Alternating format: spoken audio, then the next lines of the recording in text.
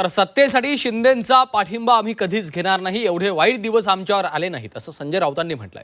सत्ता मिळाली नाही म्हणून आमचा जीव तडफडत नाही, सत्ता मिळाली नाही तरी देखील चालेल असं राऊतांनी म्हटलंय. शिंदेंनी उद्धव ठाकरेंना पाठिंबा द्यावा असं आवाहन भास्कर जाधव यांनी केलं. त्यावर आता राऊतांनी आपली भूमिका स्पष्ट केली आहे. तर 2022 मध्ये बाळासाहेबांच्या विचारांशी प्रतारणा केली अशा शब्दात उपमुख्यमंत्री शिंदेंनी उद्धव ठाकरे यांच्यावर निशाणा साधला. आमची शिवसेना आणि भाजपची वैचारिक भूमिका एकच आहे असंही त्यांनी स्पष्ट केलं.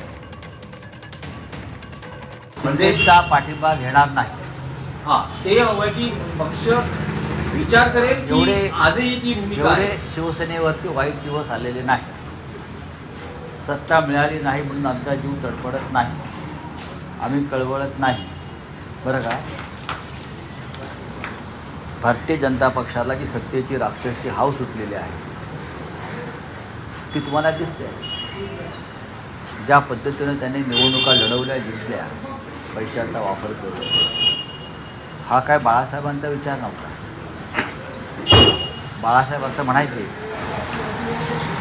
अगदी स्पष्ट बोलायचं तर अशा प्रकारचं राजकारण जेव्हा त्यांना घृणा यायला लागली की यांच्यापेक्षा वेशा परवडल्या, हा बाळासाहेबांचं शब्द आहे आणि ते रेकॉर्ड होते.